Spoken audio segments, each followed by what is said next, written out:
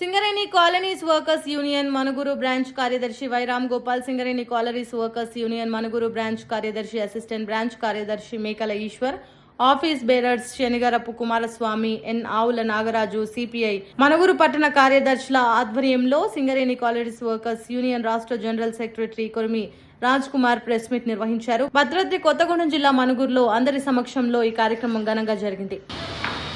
Singareni pending అంశాల మీద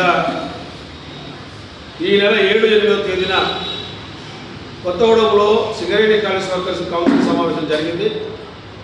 అందులో ప్రధానంగా ఈ పెండింగ్ అంశాల మీద చర్చించడం జరిగి ఆనాడే 8వ తేదీన సింగరేణి మేనేజ్మెంట్కు సమ్మన్ చేయడం జరిగింది. ప్రధానంగా ఈ సమ్మెలో ముఖ్యంగా మెడికల్ బోర్డును కంటిన్యూ చేయాలి. గత 3 మెడికల్ బోర్డులు జరిగిన దాన్ని రివ్యూ చేయాలనేది ప్రధానమైన అంశం అయితే, రెండోది మారు పేర్ల అంశం పరిష్కరించాలి. 1 టైం సెటిల్మెంట్ గతంలో పెండింగ్ ఉన్నాయి. 35-40 సంవత్సరాల వయసు సంబంధించినవి, డేట్ ఆఫ్ బర్త్లు, రకరకాల అంశాల మీద పెండింగ్లు ఉన్నాయి. అదేవిధంగా ఇప్పుడు పనిచేస్తున్న వాళ్ళు కూడా ఉన్నారు. వారందరికీ 1 టైం సెటిల్మెంట్గా దాన్ని పరిష్కరించాలని. మూడో అంశం, సింగరేణికి సంబంధించి బకాయిలు 56,000 కోట్ల రూపాయలు చేరింది. ఇప్పటికి బీఆర్ఎస్ హయాంలో 26,000 కోట్ల రూపాయలు ఉంటే, ఈ కాంగ్రెస్ హయాంలో ఇప్పుడు 3 సంవత్సరాల 56,000 కోట్లకు చేరింది. దీని వెంటనే ఆ యొక్క డబ్బులు రాకపోతే సింగరేణిలో కనీసం డబ్బులు ఖర్చు కూడా వెళ్ళే పరిస్థితి లేదు. ఓపెన్ కాస్ట్లో చిన్న చిన్న యంత్రాలు అయితేమి, యంత్రాలు అయితేమి, అండర్గ్రౌండ్ బాయిల్లో, అదేవిధంగా టోల్ బిల్తో సహా, సబ్బర్లతో సహా ఏమీ రావట్లేదు. ఏమంటే డబ్బులు రావట్లేదు అంటా ఉన్నారు.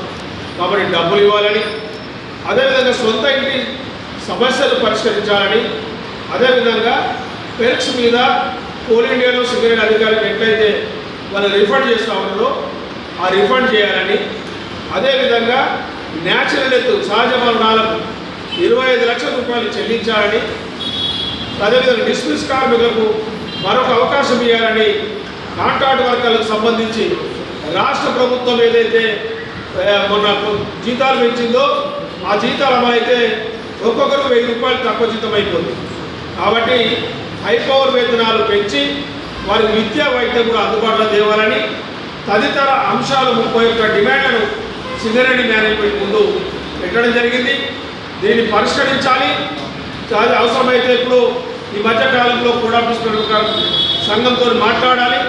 పరిష్కారం చేయని ఎడల తప్పక సమ్మె జరుగుతుంది. దీనికి అన్ని కార్మిక సంఘాల సహకారం కూడా తీసుకుంటాం. అవసరమైతే కార్మిక వర్గం కూడా ఆలోచన చేయాలి.